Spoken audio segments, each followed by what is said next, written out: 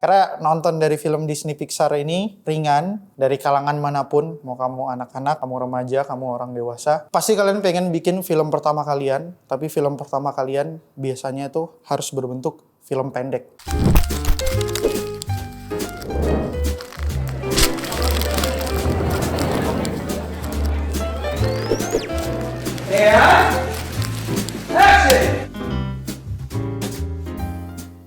Kalau kalian mau belajar penataan artistik, yang bisa gue sarankan, gue udah tahu top of mind kalian pasti Grand Budapest Hotel atau misalnya Nawila. Tapi yang bakal gue saranin lebih grounded itu Home Sweet Loan.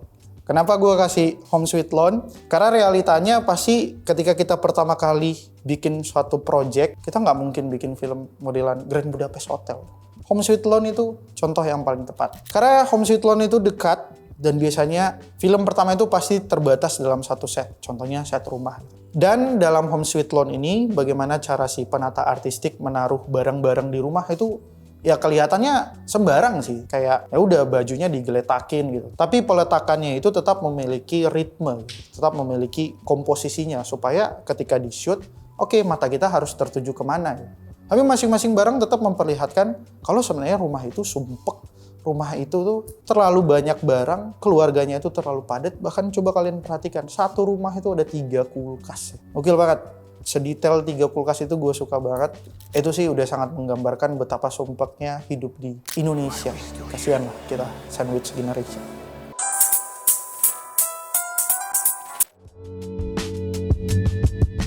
Selanjutnya, kalau kalian mau belajar soal storyboard dan shot planning, 2 film teratas yang bisa gue kasih. Yang pertama ada Parasite, itu udah banyak BTS-nya di YouTube, dan bahkan kalian bisa beli buku storyboard dari Parasite ini karena dijual langsung sama Bong Joon-ho. Ironisnya, yang gue temukan di Indonesia, ada banyak sutradara yang nggak shot planning.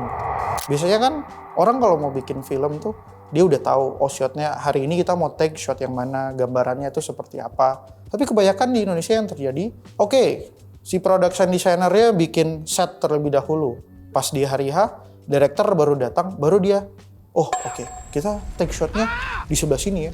Oke, nanti gue mau ngambil yang sebelah sini ya. Ini jangan sampai kejadian karena kasihan si asisten sutradara yang bikin jadwal syuting. Kan kita nggak bisa memperkirakan kan, kalau misalnya kita pas ngerasain satu set itu, dalam satu adegan kira-kira paling asik itu berapa shot dalam satu hari. Kalau misalnya sutradaranya keasikan gitu.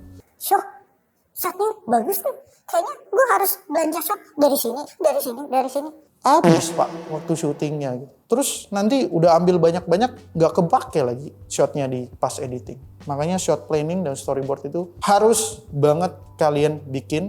Karena dengan semakin bersiapnya dirimu pas tahap praproduksi, maka semakin kecil kemungkinan ada kejadian error pas di lokasi syuting atau pas hari produksi. Sama juga kejadian di film Tinggal Meninggal, gue melihat dari BTS-nya, Christo Emmanuel bisa bikin video board, bisa bikin storyboard dan menjelaskan ke DOP-nya bagaimana shot-shotnya diambil dan disempurnakan oleh si DOP-nya sendiri. Itu udah well planned banget, dia bisa bikin semua itu bahkan cuma pakai HP. Ya, namanya juga persiapan video board, storyboard, ada yang pakai gambar, ada yang ya udah dia rekam aja sendiri di rumah. Itu baru sutradara yang punya visi.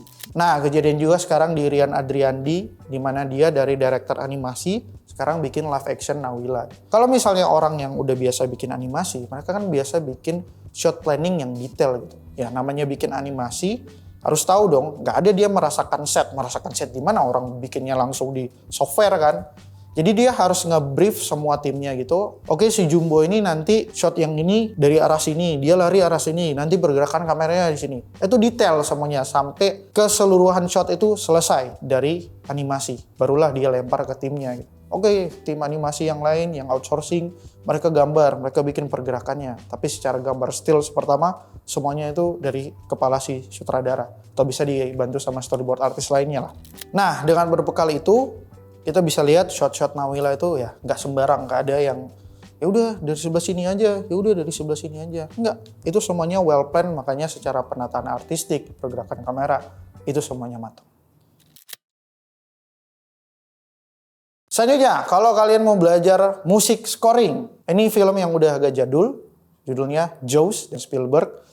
Karena musiknya yang cuman 2 nada itu, deng deng deng deng deng deng deng deng, itu bisa bikin orang tegang, dan walaupun si hiunya itu jarang banget muncul, tapi dengan musik scoring ini orang-orang udah prepare for something impact, something big, something yang mengerikan gitu. Saking ikoniknya dari film ini, bahkan dia dibikin parodi di SpongeBob ya. Can't you hear the music? That's a 4/4 string ostinato in D minor. Every sailor knows it means death. Reel it in before it's too late. Hurry, SpongeBob! The music's getting faster. There you are, you stinking bilge rat. Oke, selanjutnya, kalau kalian mau belajar bikin film horor, mungkin yang bisa aku saranin adalah Don't Breathe. Don't Breathe apa Don't Breathe sih? Pokoknya jangan nafas ya. Kenapa gue sarankan film ini? Karena cukup mudah untuk jadi bekal film horor. Kalian nggak harus bikin hantu, nggak harus sibuk-sibuk mikirin makeup, nggak harus sibuk-sibuk mikirin kostum. Karena dalam film ini mengajarkan bagaimana jika kamu terjebak dalam satu rumah yang mana isinya itu bapak-bapak psycho tapi buta gitu. Ini kan tense-nya bukan dari karena ditakut-takutin hantu, tapi karena ruangan yang sempit dan lu tahu lu nggak bisa kemana-mana.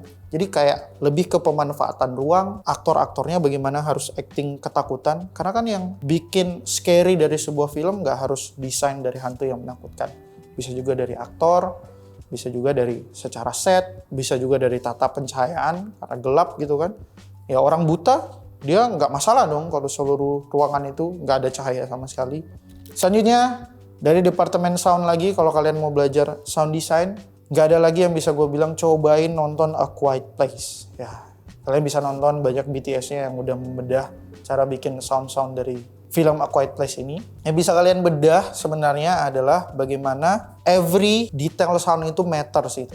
Kalian mau jalan di aspal, kalian mau jalan di pasir, kalian mau jalan di kayu, itu semua langkah kakinya berbeda-beda kedengarannya. Bahkan gesekan baju aja dan pemanfaatan apa sih yang paling ikonik tuh waktu ada orang melahirkan terus ada petasan, itu kan secara editing dan sound itu semuanya matters buat si treatment film A Quiet Place.